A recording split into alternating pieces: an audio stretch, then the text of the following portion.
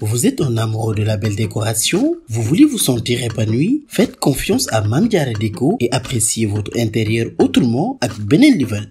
Mame Diarra Déco choisit pour vous la meilleure décoration d'ici et d'ailleurs. Nous sommes dans la vente de meubles, de matériel électroménager et d'accessoires. waaw kay chambre à coucher bu ne muut ngay am foofu. yi xeetu armoire, vase ak meuble de décoration. J'adore les tables basses. ku nam sa kër yanji ku la gis jox la cër daagul nànk ba Mame Diarra Déco nekk Anne Maris 2 en face Ecobank wala nga woote ci 33 832 64 90 wala 77 478 87 28.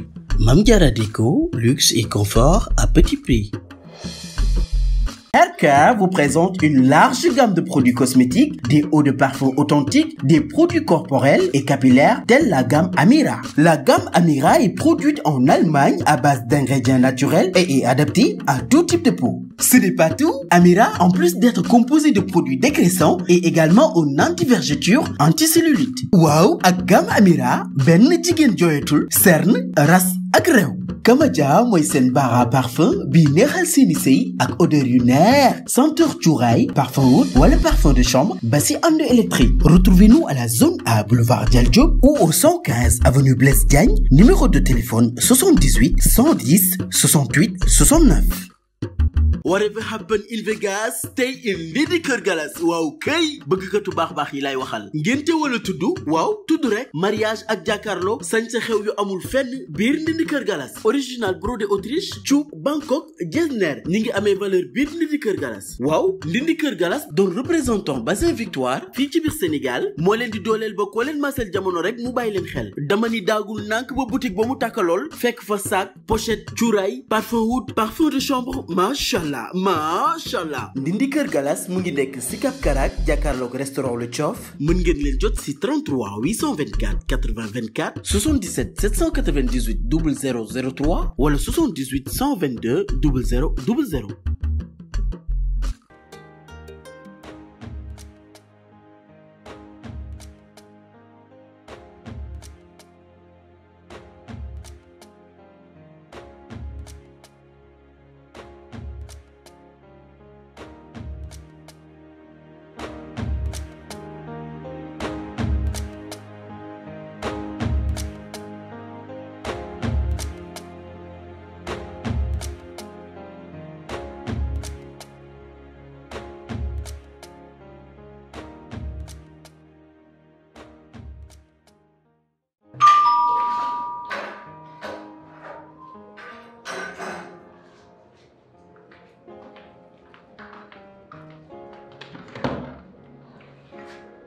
Waalaikumsalam, ça va?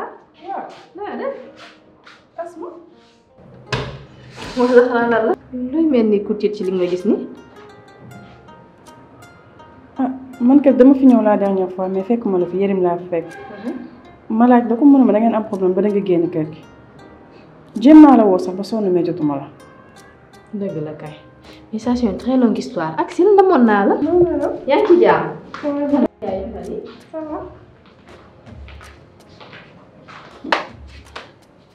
va. merci beaucoup. yaa ngi ci jàmm bu baax. ça va may sant. alhamdulilah. waaw Asma lan moo xew ba nga génn kër gi. keroog ñëw naa di si waxtaan ak Yérim mais bëgguma woon expliquer lan moo xew.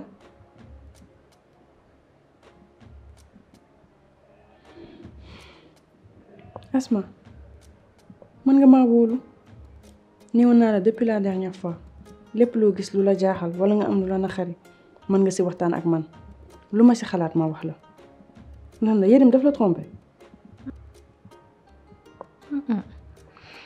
mais c'est pire que ça. pire que ça. waaye yow lu raw tromperie moom loolu ba jàmm la. fu mu ne nii de mënuguma ci wax dara mënuguma laa wax dara. xanaa fiix ci kanam fekk ma régler problème bi.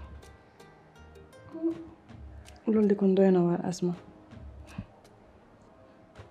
li ma la ci mën a wax de mooy problème bi daal ça concerne son passé.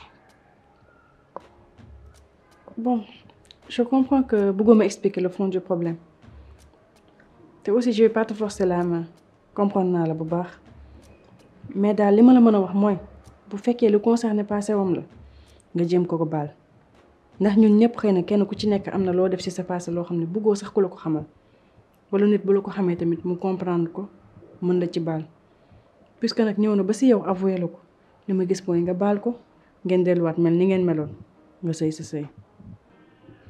Zahra maa ngi jéem waaye bul fàtte ne baal yombul fàtte tamit yombul de.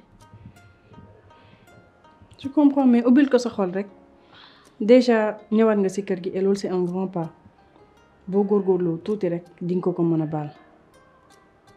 je sais de billahi mais je n'y arrive toujours pas. yàlla baax na yàlla dina la ko yombalal. baax na dinaa ci bàyyi xel bu baax. sinon assez parlé de moi yow noo def yaa ngi ci jàmm. ça va alhamdulilah sant yàlla bu baax. naka waa kër ga nag. ñu ngi fa ñu ngi ci jàmm. fan daal sama njëkke moo fa nekk. rakku Ousmane moom daal jote nag waa kër jëkkëram buub ay bagage am yëpp ñëw fay. maaru di daal fëggal say nopp. ok instant bi ci jaaxle boobu laa nekk ndax Xadi bëri na histoire benn xeetu bëri histoire boo xam ne bëri problème loo wax mu xëpp ci kaani. looy wax nii. jàmm de bëggu ci dara te man wax dëgg yàlla instant bi taluma ko taluma ay wax ndax sama état sax daf ma ko mayul. ba dangaa feebar. lo daal. non t'inquiète pas du dara. mun naa danañ si waxtaanat incha allah. ah d'accord. maa ngi ñëw daw. day ñëw dem. waaw waaw xoolal defal ma comme d'habitude. ah ma defal naa. waaw baax na kaay ma defal. mais nag toppatool sa bopp bu baax nga moytu naaj bi.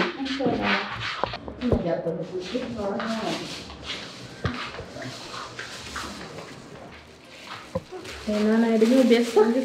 dina neex ci ataay.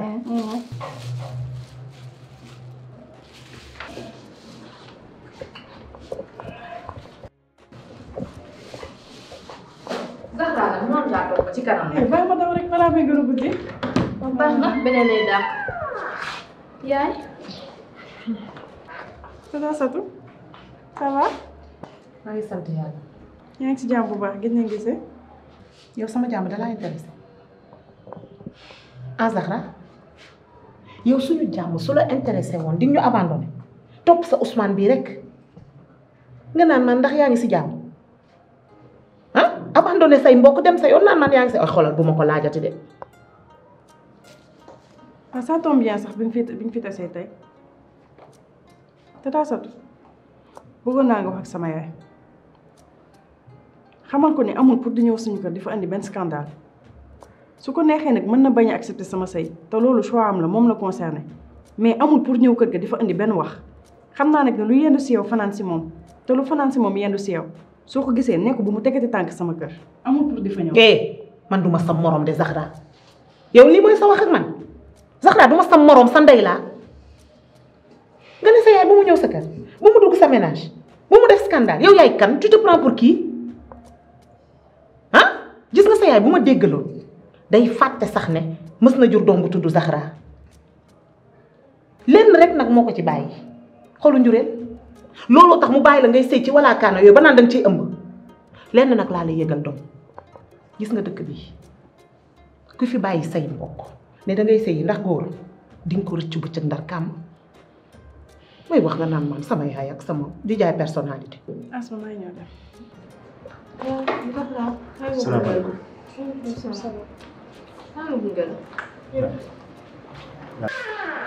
ñii dama yaakaar ne dañoo wóor xool leen ñuy jiit leen ni mel ni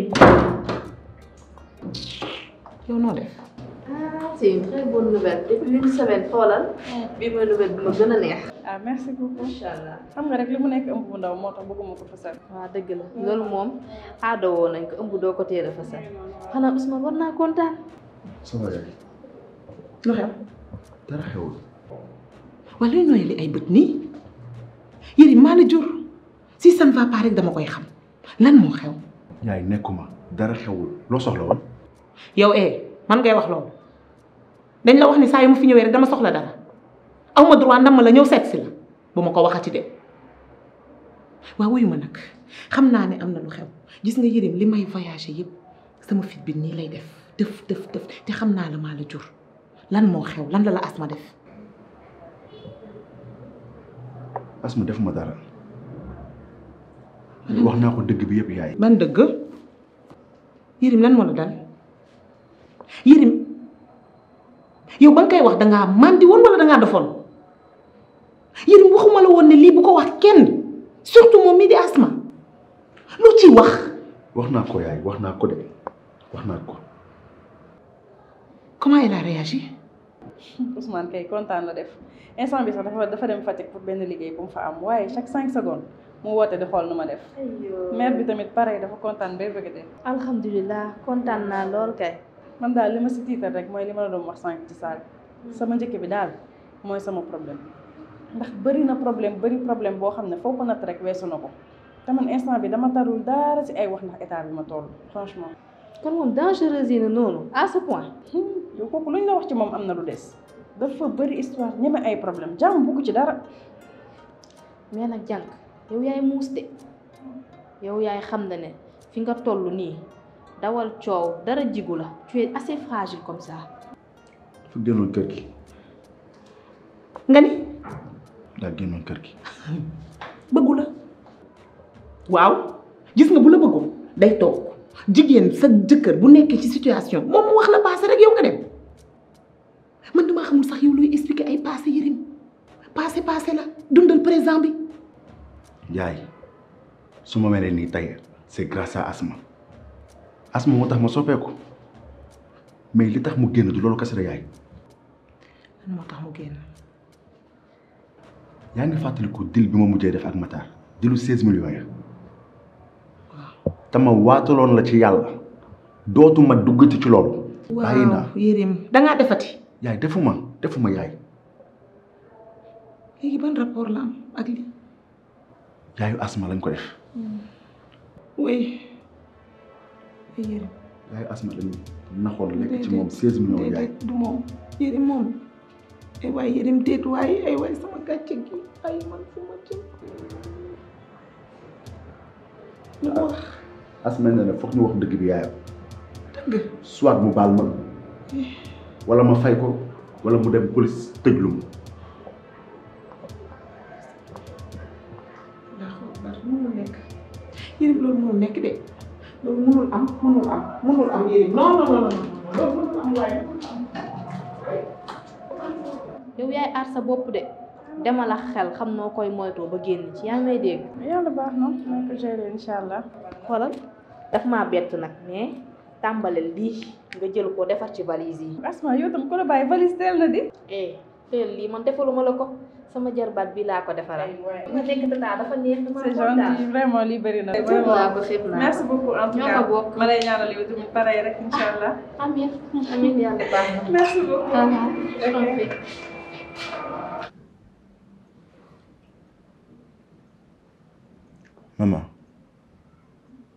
maman lan la calme-toi. Yérim lan la nga may laaj. maman Asma nee na mënatul dëkk ci ay fen te dinaa ànd ak moom ñu dem seeti yaayam wax ko lépp.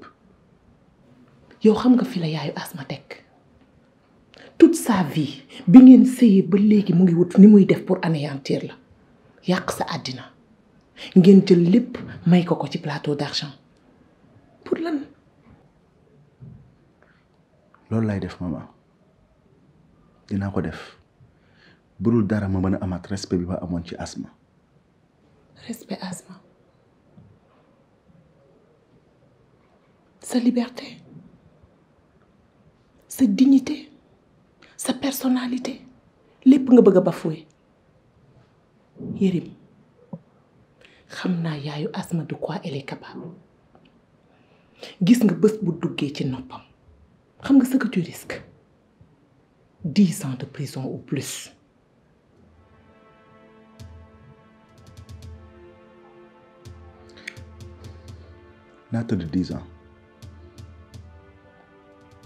naa tëdd 10 ans yaay mais mënatuma dëkk ak dund ci sama passé di fañ sama bopp te mu wóor ma ne tôt ou tard day feeñ. yowee lan mooy bêtise bi kii di raconter Asma lan mooy ndeyu nga bëgg jël Yérim rek yóbbul ko sa yaay mu def ko proie foo ko teg. yaay booy man xaaruma nga comprendre ma ci sama décision te su fekkee àdduna am na lenn lu ma jàngal mooy lépp luy nëbb ala kuli àll dafay feeñ que muy dëgg wala muy safaan ba looloo tax may bañ ñu dem ba ci biir dëgg bi di feeñ ma ne Yérim na dem wax sama yaay dëgg bi moom nday mbilli bi décision bu mu jël ñu fekk ko si. décision bu mu jël ñu xam ne noonu la yow sa yaay décision ñëpp xam nañ ko sa décision yaay ci kii mooy yàq ko. bu ko jëlee ñu xam ne mooy loolu. Asma ana sa mbëggeel Asma ana li nga doon wax ci Yérim yow ni ngay bëggee. mbëggeel boobu moo tax tey ma koy pousser à ce qu'il dise la vérité décision boobu mooy li gën c'est la meilleure des décisions qu'il puisse prendre. la pire des décisions je te dis. yaay.